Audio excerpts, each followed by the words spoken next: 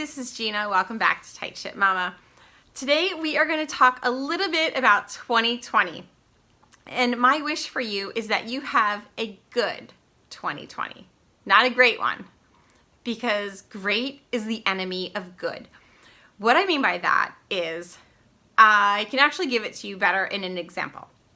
So this week, the first week of January, tons of people across the country are going to start at a gym. They're going to sign on the dotted line. That money is going to be coming out of their checking account automatically every month. They're going to get all excited. They're going to buy new clothes, new gear, new sneakers, and they're going to head to the gym. And they're going to go every day in January. And all the regular gym people are going to roll their eyes because they can't find their parking spot, they can't get their machine, they can't get their locker, and they're going to patiently wait it out until February. Because what happens in February? Everybody that was so gung-ho in January decides not to come anymore.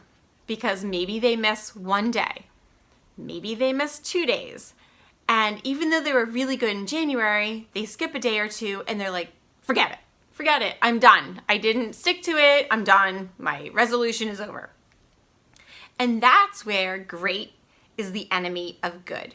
Because those people did a really good job for January. But then they maybe faltered a little bit in the beginning of February.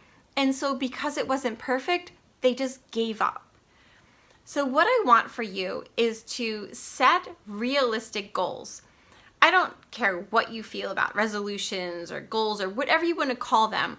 You really should be setting goals for your life. Whether it's January 1st or February 14th or April 22nd. I don't care what the day is. It's never a bad day to start trying to be better at whatever it is you're trying to improve upon. I'm going to give you another story.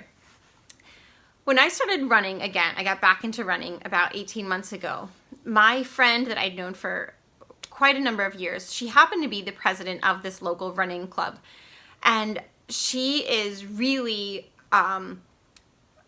I would say I have her a bit on a pedestal as far as a runner goes. I think she has a great attitude about running. I really admire a lot of things about her.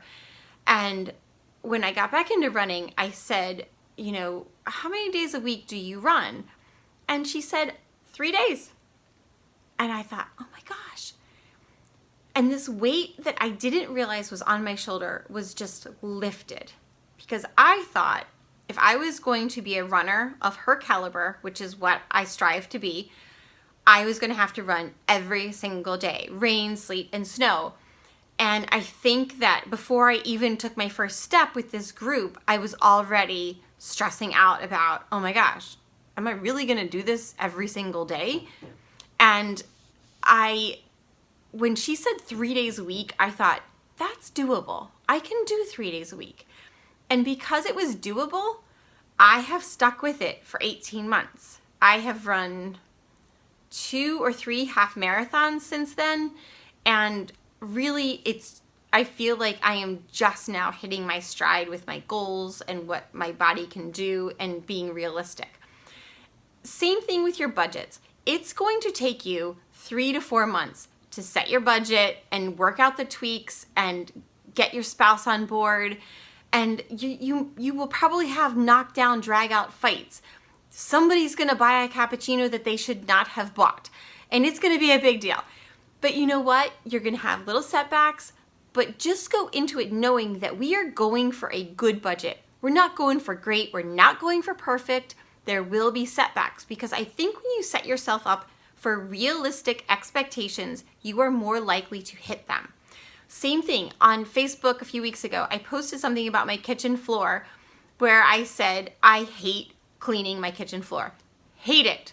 Hate it. Hate it. It's a huge kitchen. It's a white linoleum that is dingy and old, and no matter what I do, it never looks clean. So there's really no reward for all the work that I do. So what happens is I build it up in my head that it has to be perfect and it has to be exactly this way. And I build it up to the point that I just don't do it. So what have I done? I've done nothing. So great has been the enemy of good, when really all I need to do is put some soap in, put some water down there and slosh it around, and that's good. It's not perfect, but it's good. It's fine. This is not life or death stuff going on the kitchen floor. It's fine. But we hold ourselves back so many times because we are seeking perfection, when really in so many areas of our life, good is just fine and good is sustainable. So I am wishing for you a 2020 that is good, that you set goals that are achievable and you can make progress. When I started back into running, I didn't buy all the stuff. I put the shoes on that I had and I got out there. I put the same old workout clothes that I had had for years and I got out there. And once I stuck to it and I was making progress, my husband said, let's go get you some good running shoes. And we did. And then a few weeks later, he said, let's get you a good runner's watch. And we did.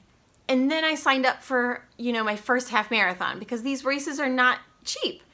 So it was just little by little, as I made progress, I kind of put more skin in the game. And that's what I'm wishing for you, is that if you are just starting off in anything, whether it's decluttering or budgeting or, setting goals for 2020, make them realistic, make them achievable, and as you progress, then you're going to see the rewards. That's why the debt snowball works. It's not attacking the highest debt first, because that's perfect. That's all in and it's not realistic. That's why we attack the smallest debt. You want to see wins in all areas of your life. You want to set realistic goals. You want to see wins, and then you build and you reward yourself and you progress. And that's going to make you just invincible with whatever you set your mind to. So here's to 2020. Here's to realistic goals. And may you have health and happiness and all the good things that are coming your way. Take care. I will see you in a few days.